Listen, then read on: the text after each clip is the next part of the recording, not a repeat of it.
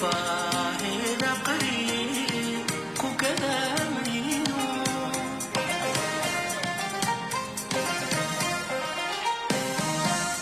sidaageeya ugubo gaygo barwaqa kutiinka ceeldhaasiyo lagu mirayo wajero utee lagu kardaajo kuudka sayfardooti garbaheeda qariye ku gadaamayno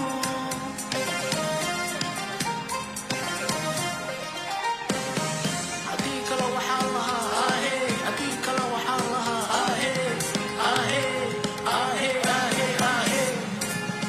haddii kale waxaa lahaa haddii kale waxaa lahaa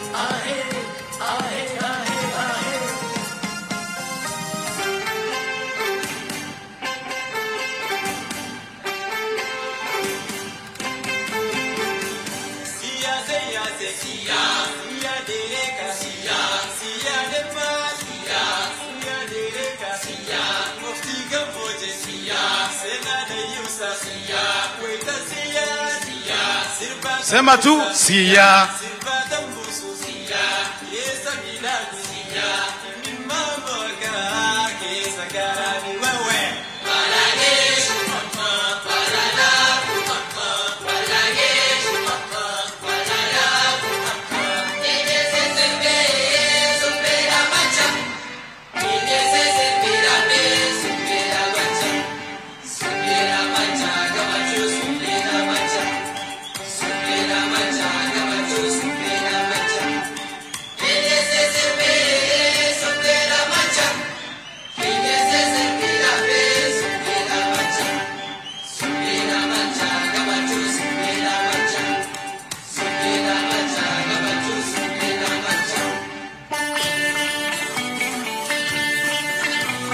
Ikifurahisha sana wapi vigelegele Wajir.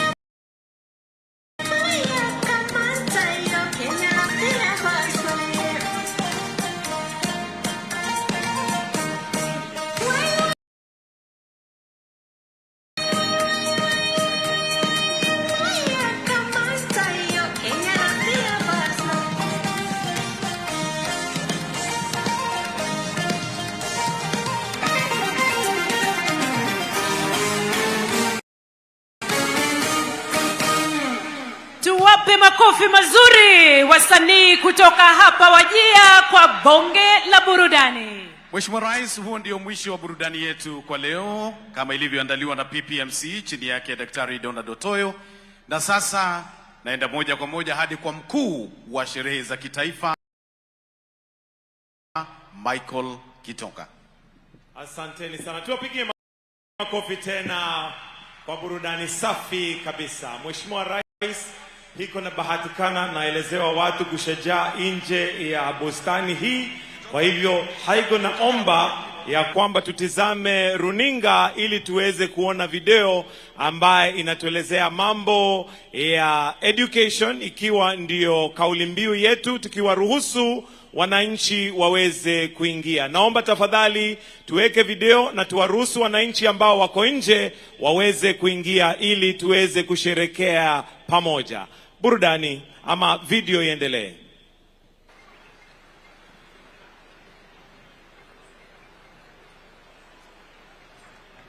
Studio, tuwekeni video tafadhali, alafu naomba tafadhali wale wananchi ambao wako nje waruhusiwe waweze kuingia.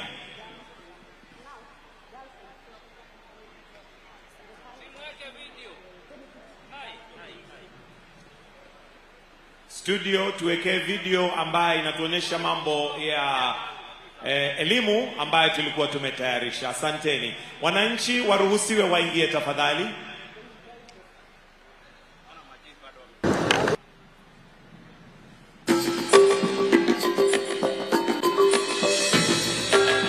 My name is Abdul. I'm the deputy head teacher of this school, Volunteer Primary and Junior School. Personally, I encourage girls to learn. Now, girls' education is becoming a bit more. The parents have seen the benefits of girls being in school. Educating a girl child is educating the whole community. Because tomorrow, they will go into the community, they will be mothers. We collaborate with the community. If a girl is absent, we contact them. Out of school, maybe for early marriage, we follow that one and then we bring the girl to school. We train them on life skills and values. We are nurturing them every now and then. We are guiding them. We are telling them the importance of education every now and then. Gone are the days when women are seen lesser beings. The women is seen now as an important person in the community. That's why we have women reps. We have MCS who are women. So they borrow a leaf from there. And we tell them we want you to be the future leaders of this country.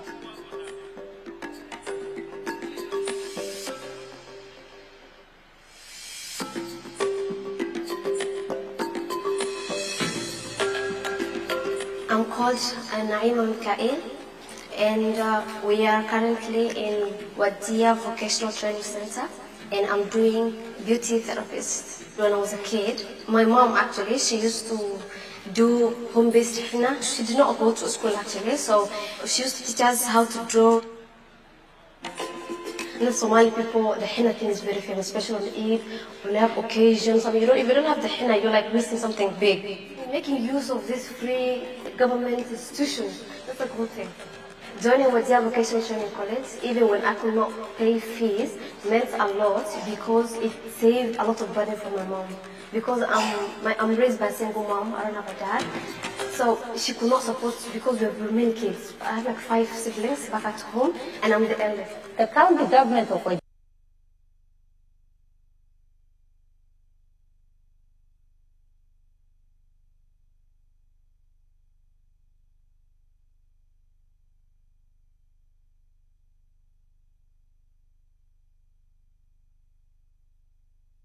I have my own business actually. I'm providing for my family. I pay for mom's rent. I pay the bills of the light. I even pay half of my 2 siblings. I pay their school fees. You don't have to depend on anyone. Once you've learned from this place, you can actually go independently and do your own job and make your own money. Basi wananchi wakiendelea kuingia, Mheshimiwa Rais, naomba unipe ruhusa niweze kumkaribisha gavana wa eneo gatuzi la Wajir, Mheshimiwa Abdullahi Ali aweze kutukaribisha. Tumpigie makofi tafadhali nikimkaribisha gavana aje aweze kutukaribisha hapa Wajir. Karibu gavana.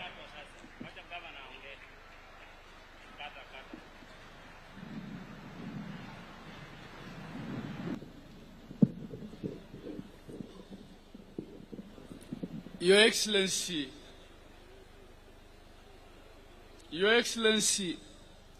the President of the Republic of Kenya and Commander-in-Chief of the Defense Forces, Dr. William Samoei Ruto,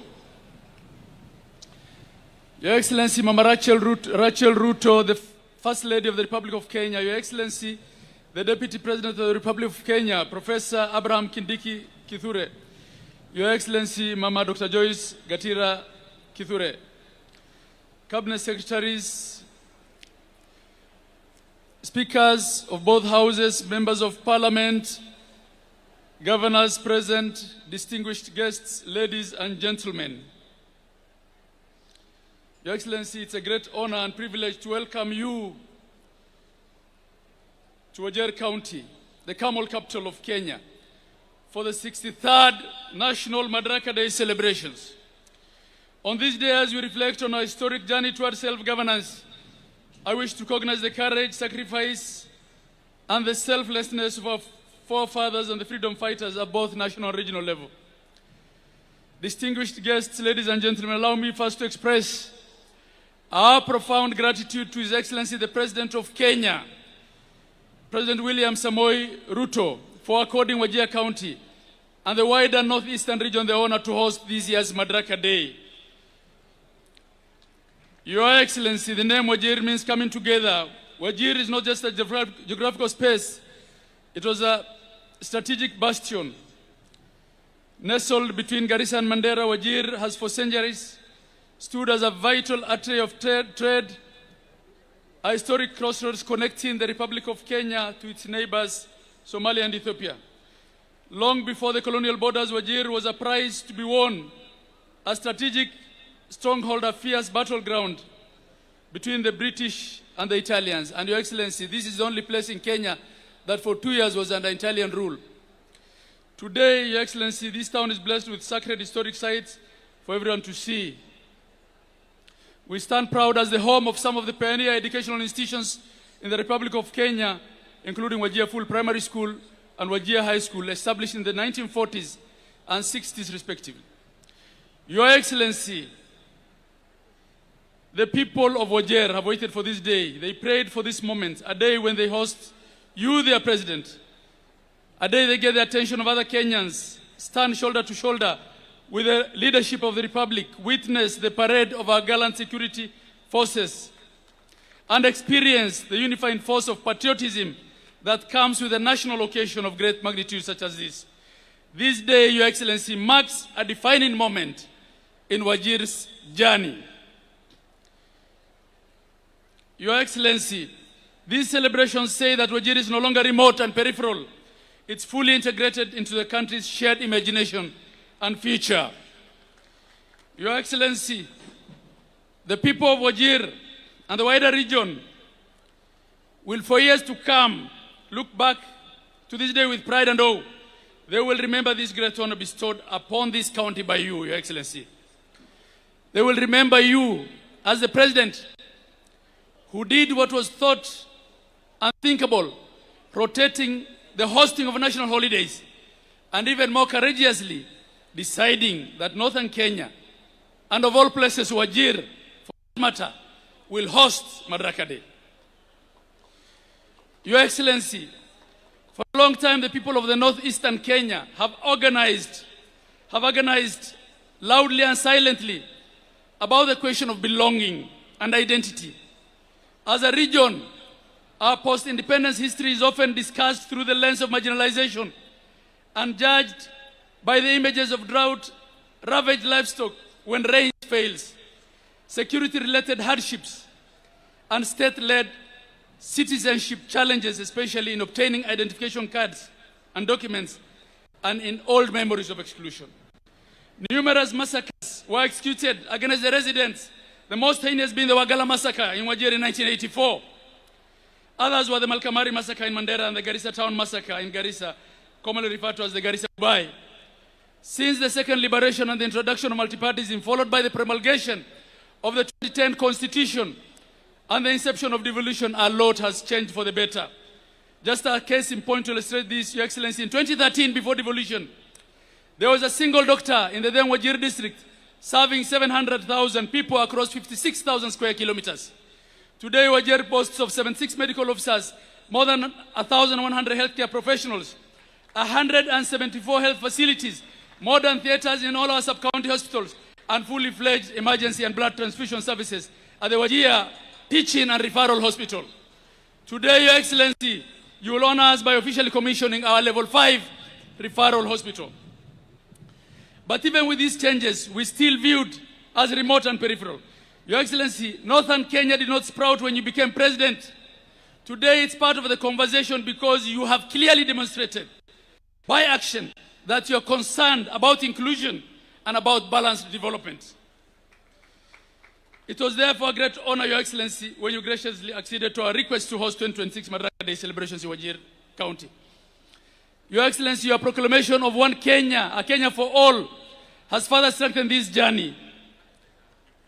Your Excellency, nowhere has the spirit of inclusion been felt more deeply than when in the recent past you came to Wajir County and you made a presidential proclamation on the registration of issuance of national identity cards and other identification documents to border counties. The lifting of discriminatory vetting in the issuance of identity cards was a profound act of political courage. By removing the painful barriers of extra vetting and systemic profiling, you did more than issue identity cards to deserving Kenyans. You restored our dignity. And you gave us a sense of belonging. You have strongly affirmed that a child born in Wajir possesses the same rights, the same dreams, and the same ownership of the Kenyan promise as a child born anywhere else in the Republic of Kenya.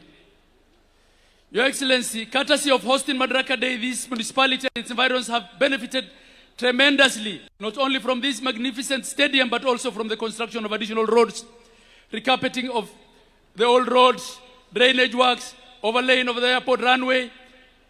It's been a timely boost for the business community. It created thousands of temporary jobs and enabled self-employment through, among others, content creation. Wajir content creators sprang up overnight and became famous by posting every stage of the construction of the stadium. Your Excellency, on the occasion of the launch of the Nyota program, when you were here last on 12th of February, you committed to give the people of Wajir a commercial terminal and a civilian access separate from the military gate at our airport. I confirm to you that Kenya Airports Authority is actively on the ground and working on this. Your Excellency, the affordable housing project, your flagship transformation agenda, is creating jobs, expanding home ownership, and injecting new life to our local economy. It stands out as the single largest real estate investment in our county. Additionally, many markets and student hostels, classrooms, and laboratories are under construction in all constituencies. The Isiolo Mandera Road is ongoing, thanks to your leadership. And the journey to Singapore is truly on course because of you, Your Excellency.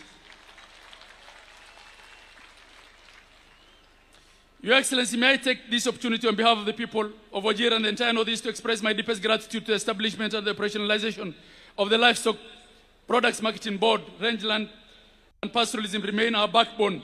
There still is need for more investments in feedlots, livestock products, value addition, commercial dairy production, and livestock cooperatives. Your Excellency, as I bring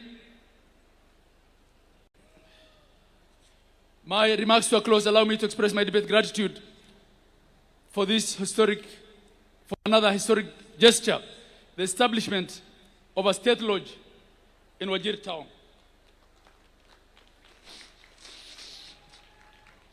By placing a permanent seat of presidential presence here in Wajir, Your Excellency, you have brought the highest office of the Republic of Kenya to our people. In many years, in many ways, Your Excellency, you have become our resident 001. I look forward to your holding of the first cabinet meeting at Wajir State Lodge.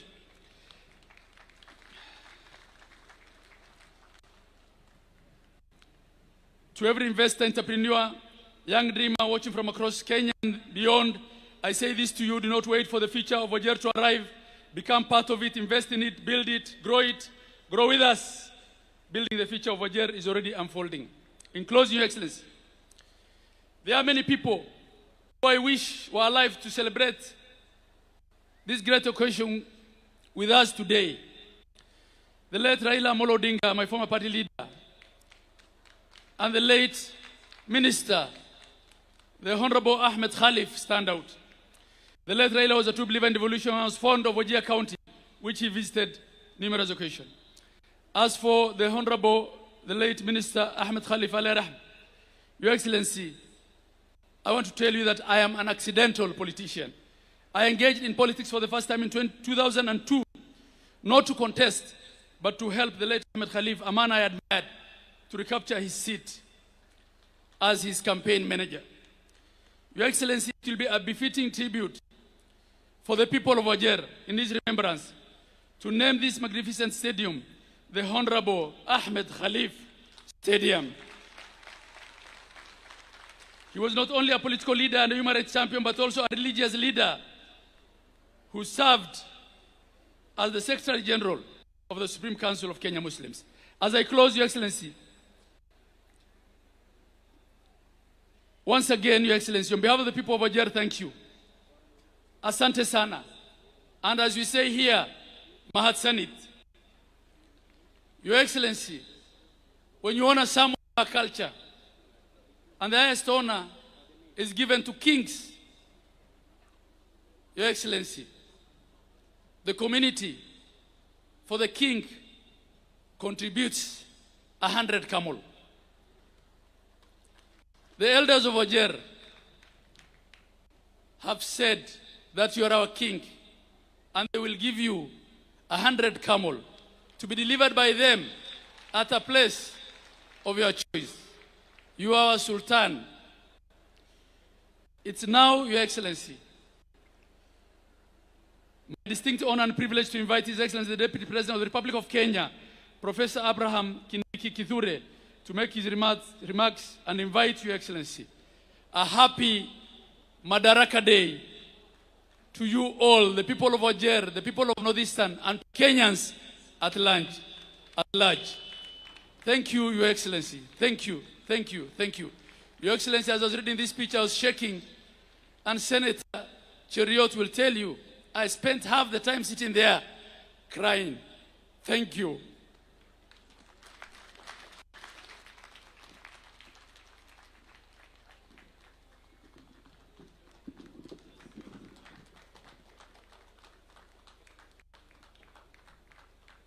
Wajir hoye! Wajir hoye! Kenya hoye! Ni leo si leo, ni sasa si sasa. Mheshimiwa Rais wa Jamhuri ya Kenya William Samoei Ruto, viongozi wote nikizingatia itifaki zote zilizowekwa, leo ni siku kuu kwa jamhuri yetu kwa sababu ya hafla hii ya siku ya leo ya 63 ya madaraka ambayo tunafanyia hapa Wajir.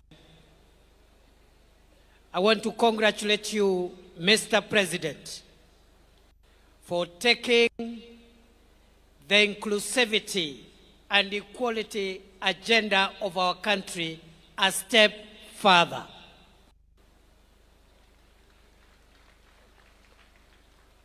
Katika miaka 63 ambayo imepita, tumepiga hatua muhimu katika maendeleo ya nchi yetu.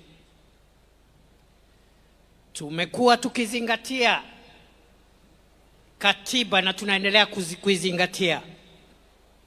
Lakini Mheshimiwa Rais, katika miaka ambayo umekuwa mamlakani, serikali ya awamu ya 5 ambaye wewe ni kiongozi wa hiyo serikali imefanya mambo muhimu ili kuweka mbele utaifa wetu na kuunganisha taifa letu la Kenya.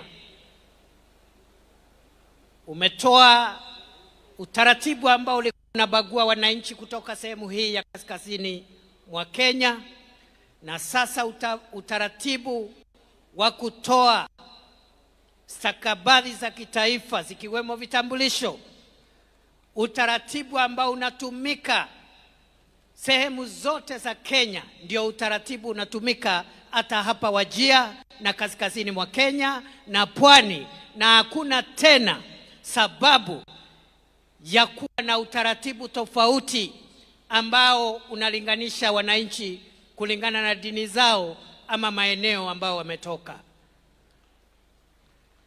Rais Ruto ni fire si fire. Mr. President, you have not only brought dignity to all the people of Kenya, but also you have put our inclusivity agenda forward by making sure that the development projects of our country are equitably shared.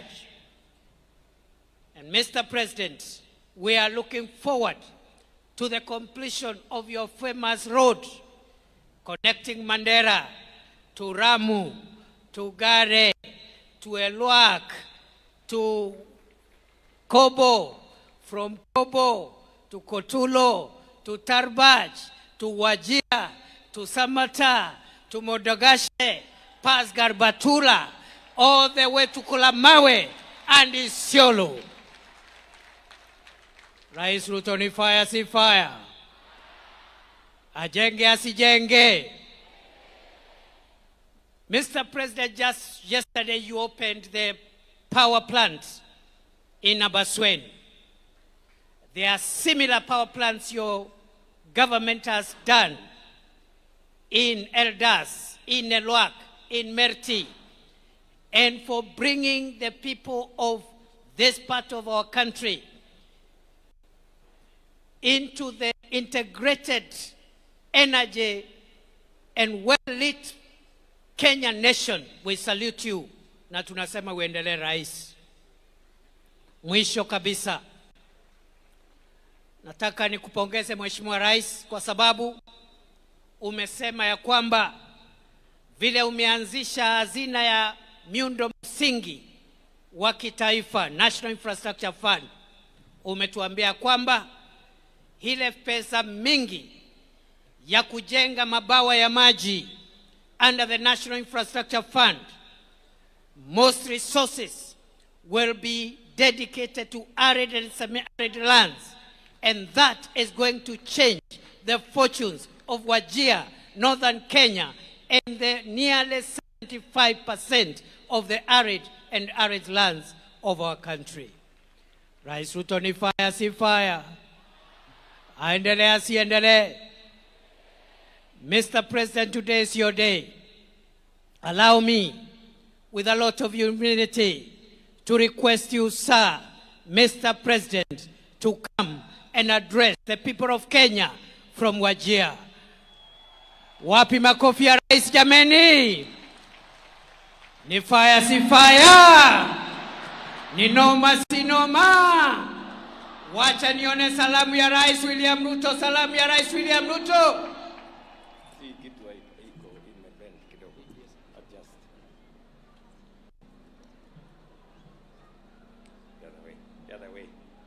The other way.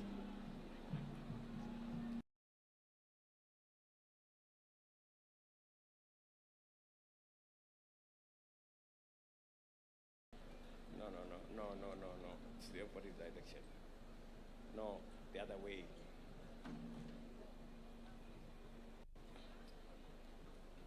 Ndugu wananchi wa Wajir, hamjambo? Wajir hoye! Wajir hoye! Leo si leo. Assalamu alaikum. Asanteni sana. This is Wajir County, and this is Kenya. This is what we meant when we said we would leave no one behind. The great people of Wajir County, distinguished leaders, ladies and gentlemen, today we make history. For the first time in 63 years of self-rule and national celebration, Madaraka Day is being hosted here in Wajir, in the heart of northern Kenya. This is not a mere ceremonial gesture. It is a national declaration. It is a moment of affirmation that Madaraka, our freedom, our dignity, our self-determination, was never meant for some Kenyans and not for others. It was never meant for some regions and withheld from others. Madaraka belonged, still belongs, and will forever belong equally to every single Kenyan. Fellow citizens, on Madaraka Day in 1963, our freedom fighters did something consequential. They secured the transfer of political authority from colonial hands into African hands. and into Kenyan hands. But self-rule was never simply about changing who holds power. It was about beginning the long but necessary journey of building a nation worthy of the sacrifices that secured its freedom. That promise, that work in progress, is the reason we are here today in Wajir. Decades after independence, this region was left behind through neglect, marginalization, discrimination, and policy failures. Sessional paper number 10 of 1965 entrenched a development paradigm that concentrated development in the so-called high potential areas. Vast regions like the former northern province were classified as marginal, as lesser, and as undeserving. The consequences, ladies and gentlemen, were devastating and long-lasting. Decades without adequate roads, without water, health, or schools. Communities pushed to the fringes of their own republic.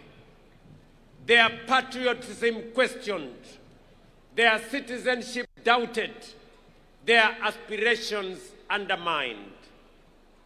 For too long, some said this region was too difficult, too dry, too remote, and too insecure to deserve any development. That was wrong then. It is wrong now. It will forever remain wrong. But we are dismantling that legacy of exclusion. One road, one health facility, one school, one project, and one opportunity at a time. Fellow citizens, I want to tell you that on behalf of the people of Kenya, today, as I stand here as president and leader of our great nation, to the people of Kenya, in northern Kenya, for this marginalization, I want to apologize on behalf of the nation of Kenya. Poleni sana ndugu zetu. It was never meant to be this way. And as my brother governor has said, this has been a very emotional moment for me.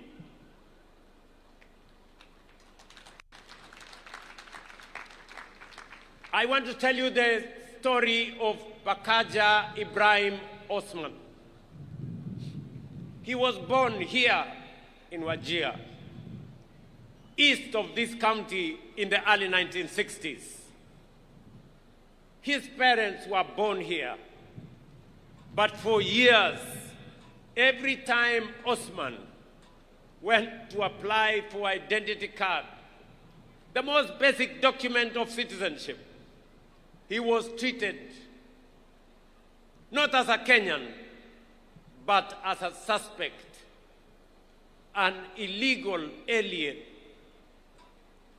Every time he was asked for extra documents, subjected to additional vetting, and sent from office to office, year after year. Osman was not alone. For more than 6 decades, this was the lived experience of hundreds of thousands of Kenyans in northern Kenya. Citizens were forced to prove they belong through a system built on suspicion ethnic profiling, and bureaucratic humiliation. How could Osman and countless others like him be expected to pursue their dreams and build their future?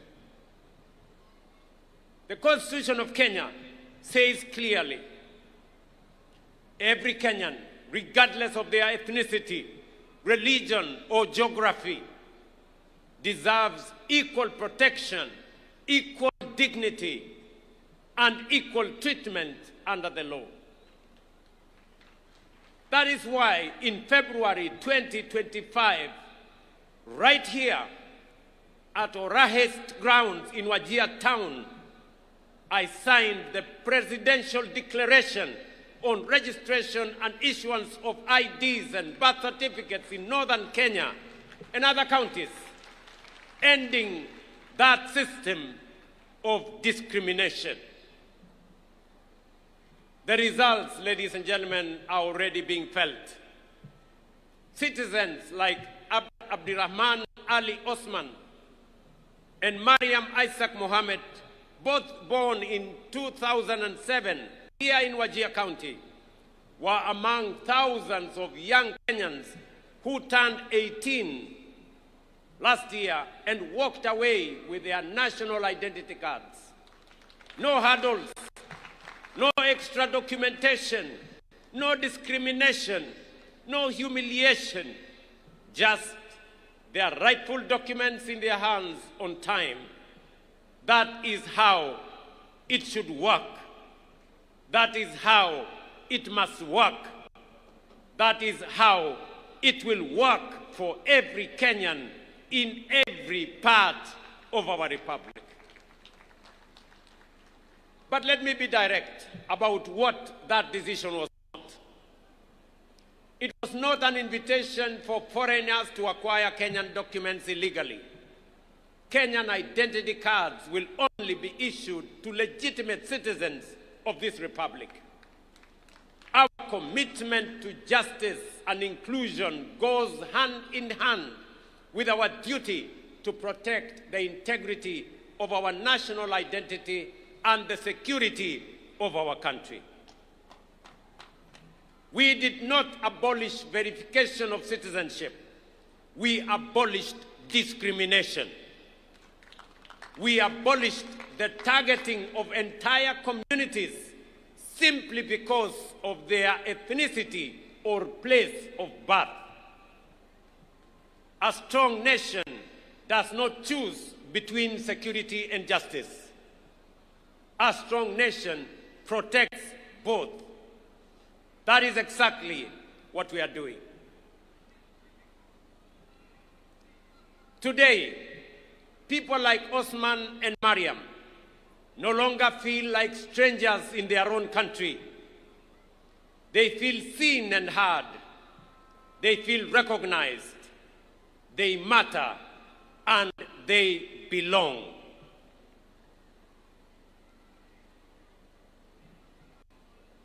Ladies and gentlemen, yet we know that inclusion does not end with recognition. It must be reflected in people's daily lives, in the education of their children, the health that they access, the opportunities available to their young people, and the roads they travel on.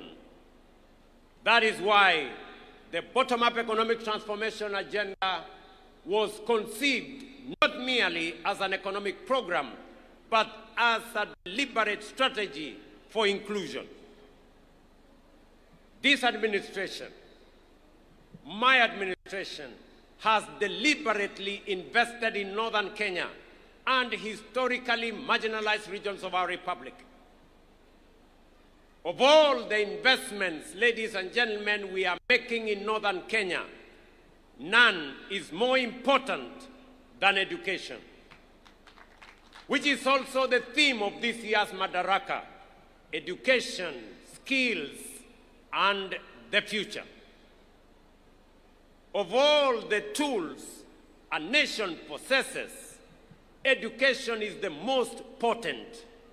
It is the bridge between promise and possibility, between poverty and prosperity, and between exclusion and belonging. Unlike in 1963, the next frontier of Kenya's liberation will not be fought on conventional battlefields. It will be won in classrooms and lecture halls, laboratories and workshops, and in innovation hubs. The nations leading the world today earned their position.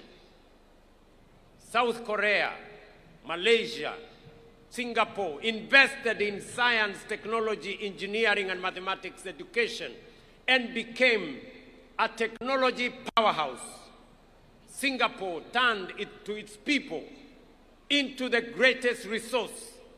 Finland built a knowledge economy through sustained investment in learning. Kenya is decisively moving in that direction. The competence-based education and training system is transforming what learning means in Kenya. It is equipping our children not merely to pass examinations, but to think critically, solve problems, innovate, and compete on the global stage. It is designed around a simple but powerful belief that every child has unique abilities and talents worth discovering, nurturing, and unleashing. What particularly encourages me is that 52% of learners in the first ever grade 10 cohort have chosen the STEM pathway. This tells us that a new generation is rising, one that will drive Kenya and Kenya's industrial transformation, power our technological advancement, and build the innovation economy that will define our nation's next chapter. That is why this administration has made education not just a priority, but the foundation of our future. No nation can rise above the knowledge, the capabilities, and the skills of its citizens. Our education budget has grown from 500 billion in 2022 to over 702 billion today.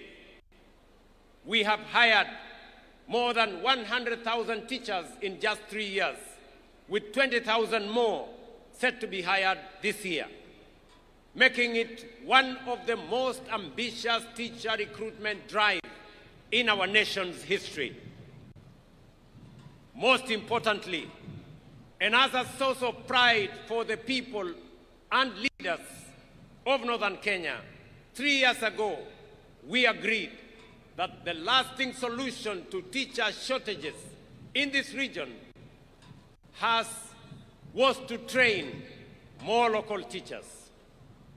That is why we operationalized the Wajir and Kutulo and Mandera Teachers Training Colleges to complement Garissa Teachers Training College.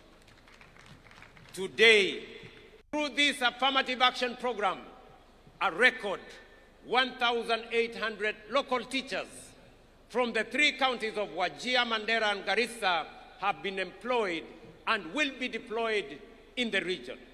Additionally, 4,616 young people from this region are enrolled in teacher training colleges, the highest number in our history. This is how lasting solutions are built, by investing in people. On infrastructure, we have built 23,000 classrooms and a further 1,000 laboratories are under construction, many of them in ASAL regions that have waited for too long for modern learning facilities. At the same time, more than 850,000 young Kenyans are enrolled in our technical, vocational education colleges, acquiring the skills, the tools, and the confidence needed to build this nation with their hands from the bottom up. Here in Wajir and across northern Kenya, our commitment is this: no child will be denied the opportunity to learn because of geography or historical neglect. School feeding programs are already supporting 2.4 million learners in arid and semi-arid regions, while we continue to deploy teachers, build infrastructure, and expand digital connectivity across this region. Yet, some children in northern Kenya and other marginalized regions remain outside the formal education system because of certain alternative learning pathways that have not been adequately recognized or accommodated within our education framework. This challenge is particularly evident in the absence of a clear framework to recognize and integrate Duksi, Madrasa, and the program for pastoral instructions into the national education system. Today, I direct the Cabinet Secretary for Education to engage all relevant stakeholders and take the necessary measures under the Basic Education Act to consult widely and recommend appropriate measures for the formal integration of the same. This will ensure that every child, regardless of background or circumstance, has a recognized pathway into learning, skills, and opportunity. Every child deserves a door into learning. It is our duty to open every door. Yet, operating and opening the door for opportunity is only part of the journey. Inclusion must also mean access to quality healthcare, dignity, and well-being for every citizen. Today, of the 31.5 million Kenyans registered with the Social Health Authority, about 800,000 are residents of Wajir, Garissa, and Madaraka counties, representing one of the most significant expansions of healthcare inclusion since independence. To date, SHA has paid 8.1 billion Kenya shillings in claims for services provided in these 3 counties, demonstrating the transformative impact of this reform on access to quality healthcare. Beyond healthcare, ladies and gentlemen, inclusion must translate into opportunity for our young people. Already, more than 2,500 youth across all 30 counties of Wajir County have benefited from the Nyota program through business support, capital, training, and mentorship. Across Wajir, Garissa, and Madaraka counties, more than 7,200 young people are beneficiaries. We are also investing in Jitume digital hubs, ICT centers, digital skills programs, and digital infrastructure so that a young person in Wajir can compete with any person in Kenya and globally.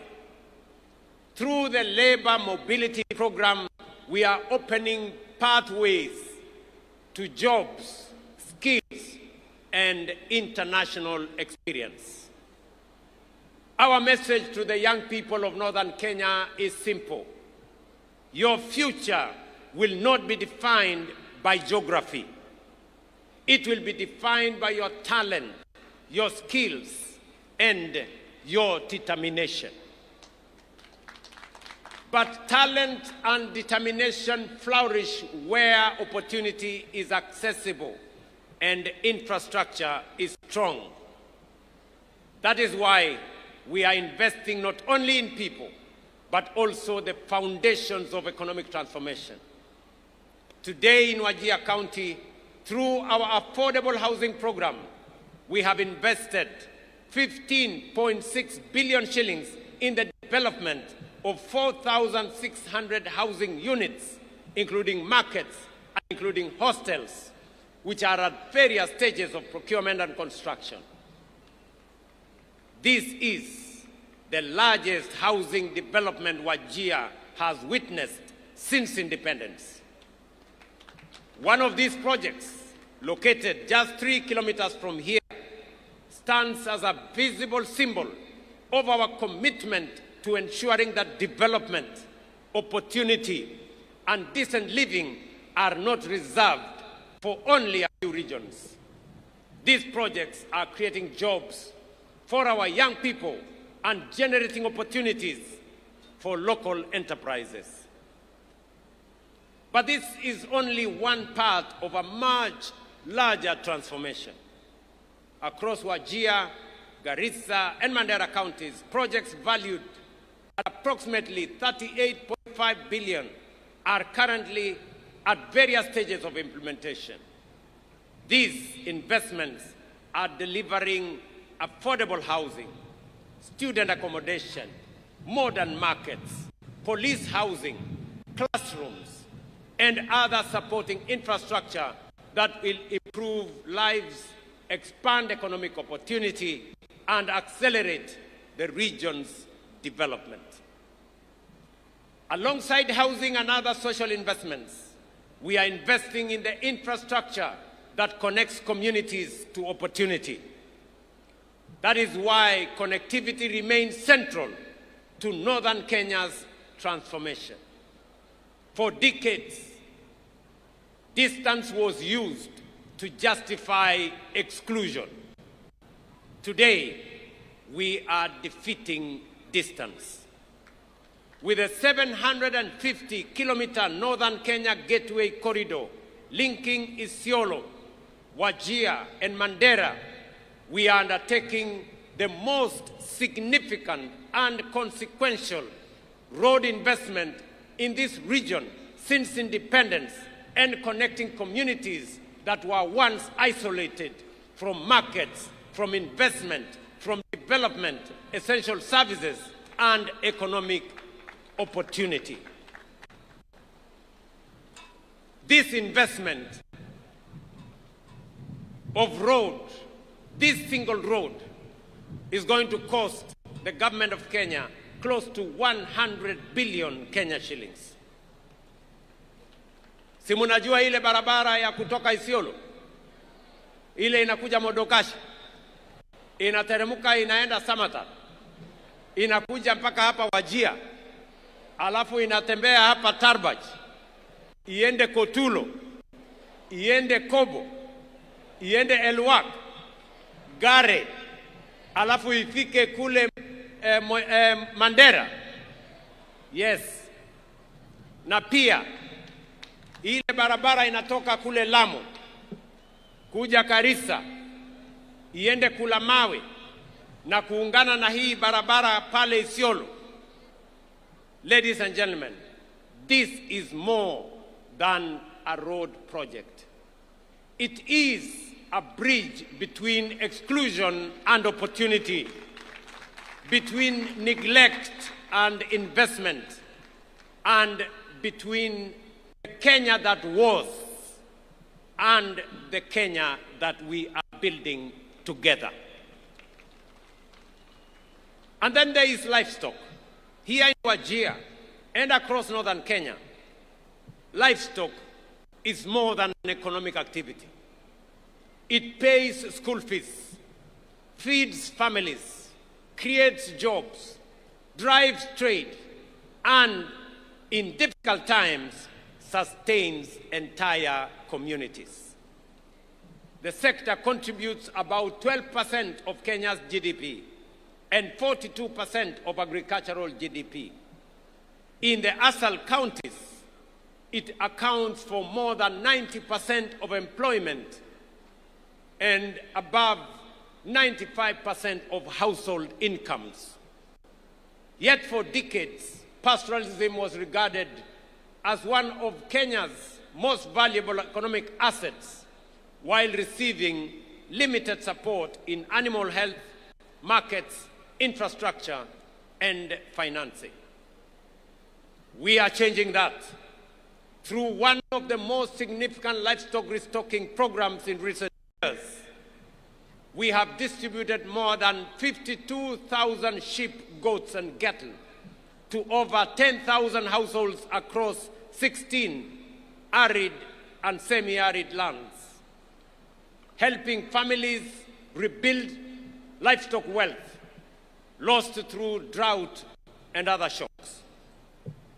To strengthen pastoral livelihoods, we have vaccinated more than 10 million animals, expanded local vaccine production to over 123 million doses, established feedlots and hay storage facilities, restored more than 300,000 hectares of degraded rangelands, expanded breeding programs, and strengthened livestock training, marketing, and market infrastructure, including here in Wajir.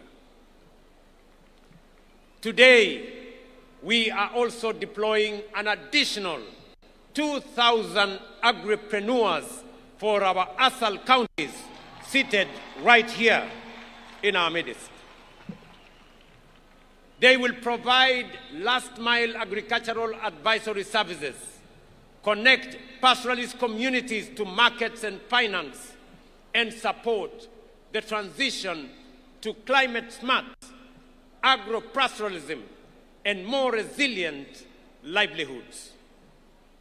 Together, with the 5,000 already in place, we now have 7,000 agripreneurs driving agricultural transformation across our country. The results of this deliberate intervention are already visible. Meat exports have increased by 84% from Kenya shillings 8.9 billion in 2022 to Kenya shillings 16.4 billion in 2025. Milk production has increased from 4.6 billion liters to 5.3 billion liters, while dairy exports have grown from 4.9 billion Kenya shillings to 14.2 billion Kenya shillings.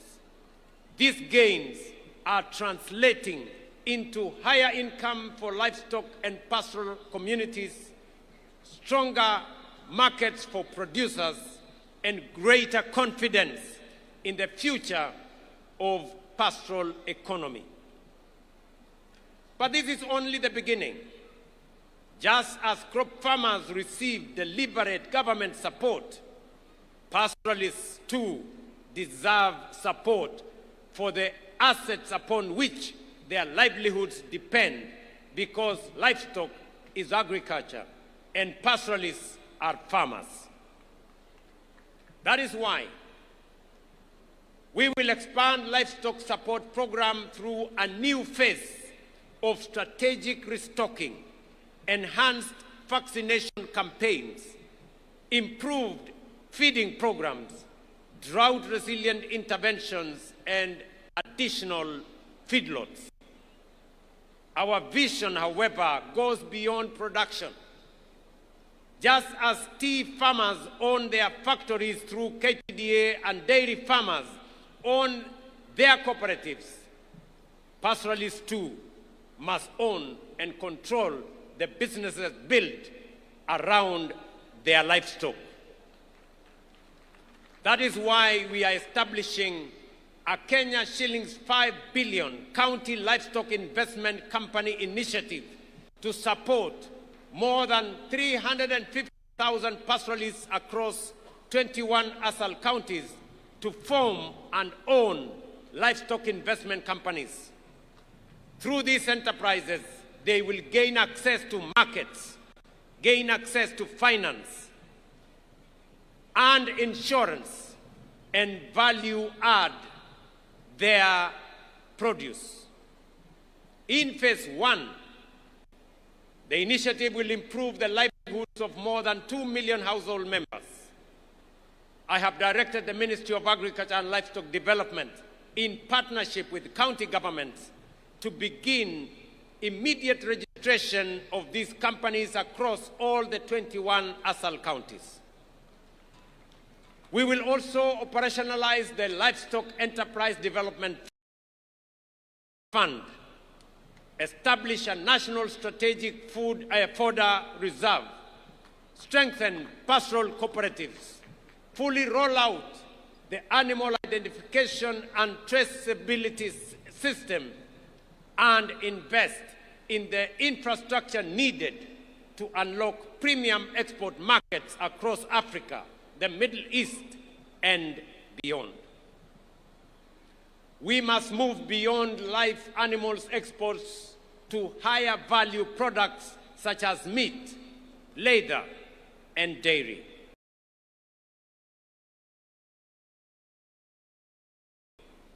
For long, many looked at livestock and saw subsistence. We look at livestock and see enterprise. We see exports. We see jobs. We see wealth. And we see northern Kenya becoming the gateway of Africa's livestock trade to the Middle East and to the world. This, ladies and gentlemen, is what inclusion looks like. This is what dignity looks like. And this is what we meant when we said we would leave no one behind. Ladies and gentlemen, fellow citizens, as we look to the future, we must also ask ourselves a bigger question. What will define the next chapter of Kenya's journey? For 63 years, we have worked to expand freedom, deepen inclusion, and strengthen our democracy. Today, our focus is equally clear: to transform Kenya into a prosperous, productive, and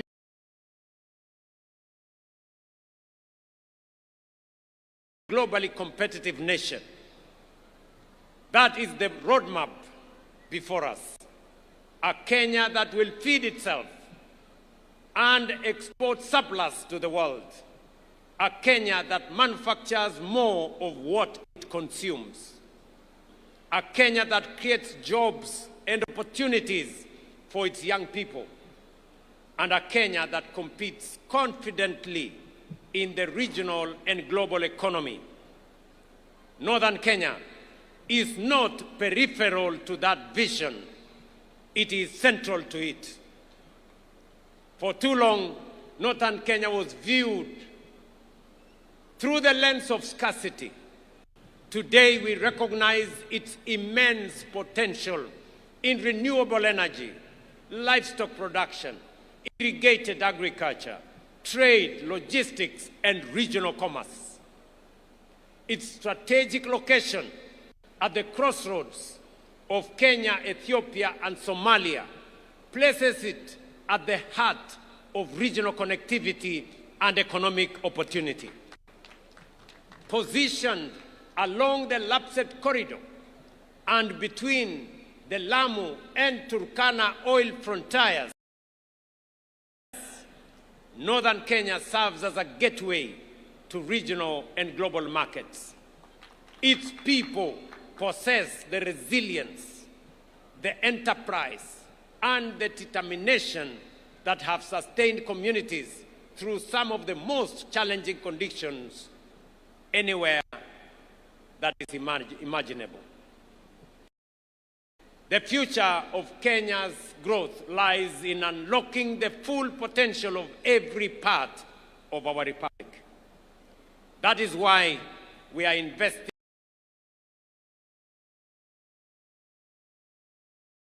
deliberately in northern Kenya.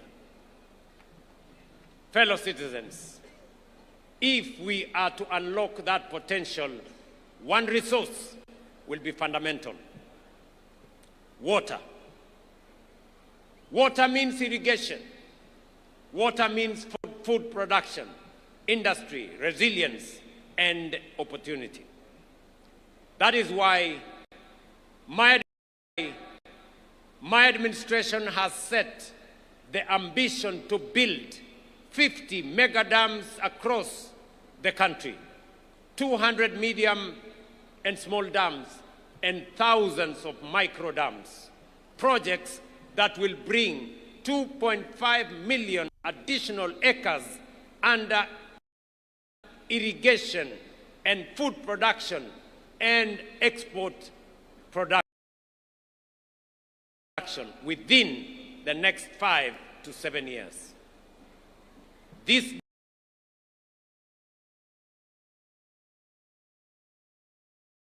dams, many in northern Kenya, including Isiolo on the Ewaso-Nyiro Basin, the High Grand Falls Dam on Tana River, the mega dam on River Dawa in Mandera, right here in Wajir, Wajir not to be specific, Butte Dam that has been in the work for many years, the Sikli Canal in Garissa, Lowat in Turkana, Narosura in Narok, Aror in Elgeyo Marakwet are among the many that are in our priority list.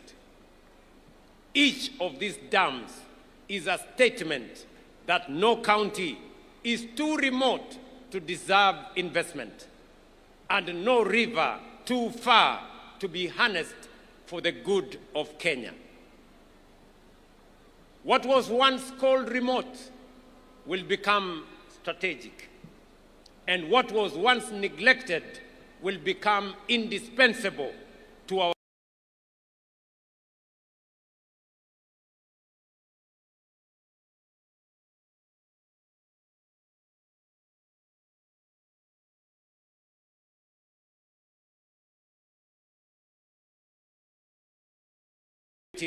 our prosperity and the future we are all building together.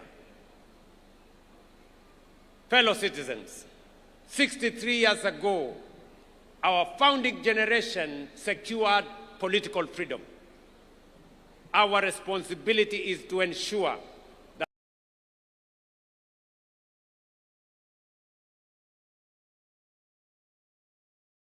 every Kenyan experiences the full promise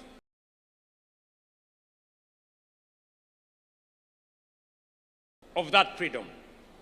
Freedom from exclusion, from neglect, from discrimination, and freedom to learn, work, and build a better future for ourselves and for our families. For decades, some parts of our country were told they were too distant, they were too dry, too difficult, or too marginal to matter. Today, from Wajir, Kenya rejects that thinking. We affirm that no community is peripheral to our national story. No child is too far away to deserve opportunity. And no citizen is too distant to deserve dignity. And no county is too remote to deserve development. From Busia to Mandera, from Turkana to Kwale, and from Kisumu to Mombasa, every corner of this great republic matters because every Kenyan matters. Wajir is not the age of Kenya. Wajir is Kenya. Northeastern is Kenya, and Kenya belongs to all of us. Ndugu zangu watu wa Wajir, mimi nimefurahi sana. This has been a great moment. This has been one of the most consequential Madaraka days that I have attended. Na mimi nawaambia watu wa Wajir, watu wa Northern Kenya, yale yalifanyika pale nyuma hayatafanyika tena. Tutatembea pamoja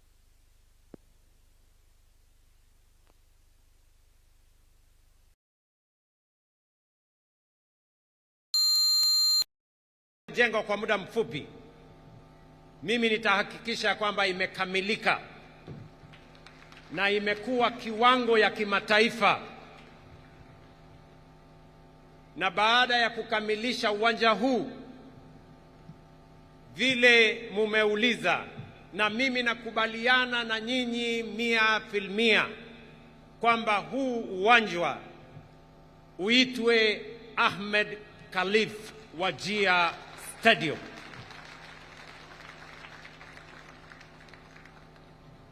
Mbali na uwanja huu ambao tunajenga na zile miradi nyingine yote ambayo yanaendelea katika kaunti hii na Northern Kenya kwa ujumla,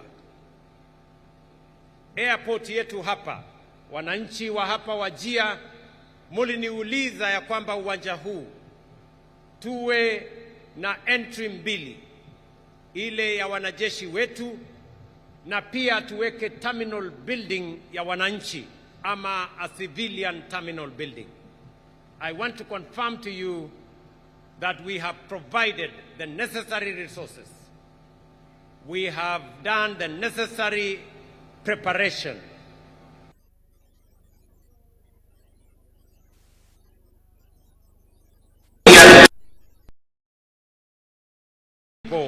Of Wajir County and their visitors. Vile vile, nataka nitangaze nikiwa hapa Wajir. Hapa Wajir imesemekana ya kwamba ni mahali pa watu kukutana na ni mahali pa amani. Ndio jina hasa ya Wajir.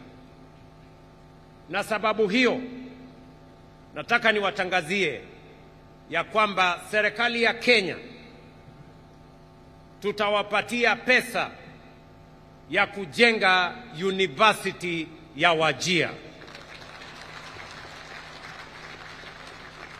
And that program is going to begin this year. Nyinyi kama watu wa Wajir mutanisaidia kuamua na mutenge ardhi ambayo inatosha kujenga university itakayosaidia katika kuendesha maendeleo ya sehemu ya Northern Kenya na jamhuri yetu ya Kenya kwa ujumla. Mimi nataka niwashukuru ndugu zangu watu wa Wajir. Sijawahi kutoa machozi kwa mkutano wa Madaraka, lakini leo imekuwa tofauti. And I feel you. I feel this moment. And I feel the people of Northern Kenya. And I want to assure you that from now going forward, we are going to walk together, shoulder to shoulder, as one people, one nation, with a common destiny. Asanteni sana. Mungu awabariki. Ninawapenda sana na Mungu awabariki taifa letu la Kenya. Thank you very much. Nitaomba sote sasa tusimame ili tumalize sherehe yetu kwa wimbo wa taifa.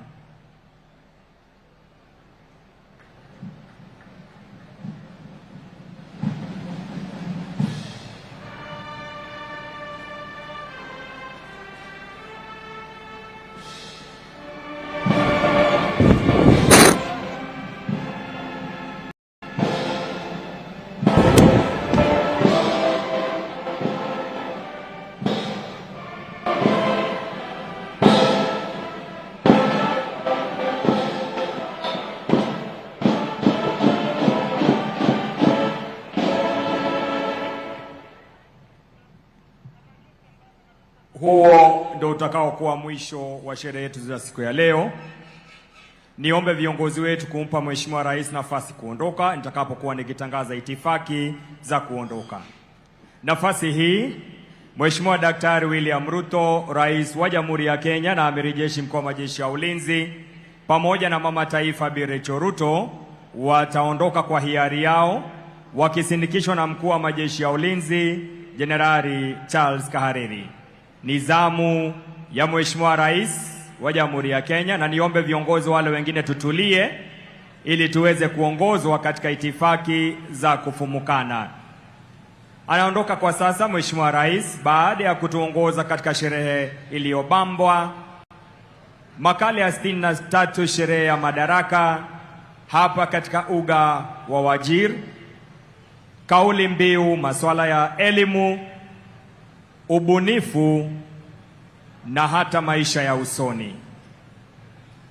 Ni zamu yake sasa Mheshimiwa Rais Daktari William Ruto, Rais wa Jamhuri ya Kenya na Amiri Jeshi Mkuu wa Majeshi ya Ulinzi, Mama Taifa Bi Rachel Ruto wakisindikishwa na Mkuu wa Majeshi ya Ulinzi Jenerali Charles Kahariri kuweza kuondoka. Thank you, Your Excellency.